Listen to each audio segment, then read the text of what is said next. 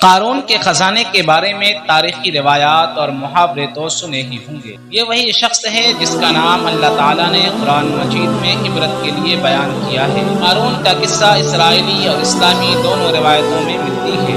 یہ بنی اسرائیل کا وہی امیر ترین شخص تھا جس کی خزانے کی چابی 300 اونٹوں پر ڈالی جاتی تھی۔ انسانی تاریخ میں شاید ہی کسی کو قارون سے زیادہ دولت عطا کی گئی ہو۔ میرے دوستو، آج کی اس ویڈیو میں ہم بات کریں گے قارون کو زمین میں آخرکار کیوں دھسا دیا گیا۔ لیکن ویڈیو شروع کرنے سے پہلے اگر ابھی تک ہمارے چینل کو سبسکرائب نہیں کیے ہیں تو لال والے بٹن کو دبا کر چینل کو سبسکرائب کر لیں۔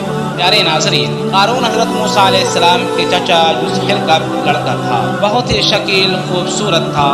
اسی وجہ سے لوگ اس کو منور بھی کہا کرتے تھے۔ خوبصورتی کے ساتھ ساتھ وہ پورے بنی اسرائیل میں توریت کا بہت بڑا عالم اور بہت ہی ملنسار اور بااخلاق انسان میں شمار ہوتا تھا۔ لیکن بے شمار دولت اس کے ہاتھ میں آتے ہی اس کے حالات ایک دم بدل گئے اور اعلیٰ درجے کا متکبر اور مغرور ہو گیا۔ اور جب زکوٰۃ کا حکم نازل ہوا تو اس نے حضرت موسیٰ علیہ السلام کے سامنے یہ وعدہ کیا کہ وہ اپنے مالوں میں سے 1000واں حصہ زکوٰۃ کے لیے نکالے گا۔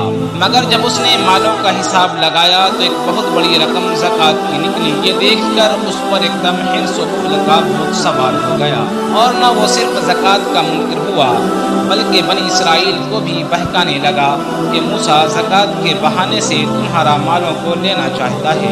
قارون ملعون نے یہیں تک بس نہ کیا بلکہ اس سے بھی آگے بڑھ کر لوگوں کو موسیٰ علیہ السلام کے خلاف کرنے کی ایک گھناؤنی چال چلی۔ اس نے ایک عورت کو مال و دولت دے کر اس بات پر آمادہ کیا کہ وہ آپ علیہ السلام پر بدکاری کا الزام لگائے۔ جب ایک دن موسیٰ علیہ السلام بنی اسرائیل کے درمیان واز فرما رہے تھے، قارون نے آپ کو ٹوکا کہ فلاں عورت سے آپ نے بدکاری کی ہے۔ یہ بات سن کر موسیٰ علیہ السلام نے قارون سے کہا کہ اس عورت کو میرے پاس لاؤ۔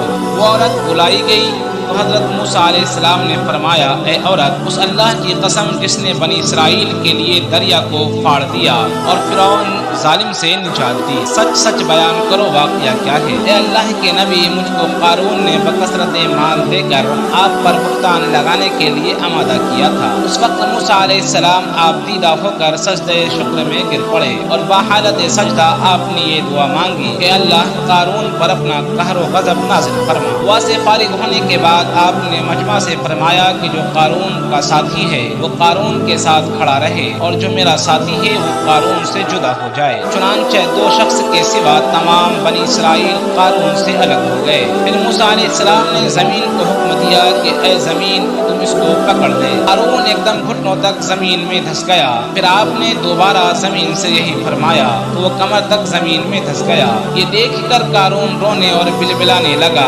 قرابت اور رشتہ داری کا واسطہ دینے لگا۔ آپ کوئی التفات نہ فرمایا یہاں تک کہ وہ زمین میں دھس گیا۔ وہ 2 شخص جو قارون کے ساتھ تھے اس نے لوگوں سے یہ کہنا شروع کر دیا کہ قارون کو زمین میں دھسا کر موسیٰ اس کی دولت پر قبضہ کرنا چاہتا ہے۔ تو آپ نے اللہ تعالیٰ سے دعا مانگی کہ قارون کا مکان اور خزانہ بھی زمین میں دھسا دیا جائے۔ قارون کا سارا خزانہ اور مکان زمین میں دھسا دیا گیا۔ دوستو، آج کے لیے بس اتنا ہی۔ السلام علیکم ورحمۃ اللہ۔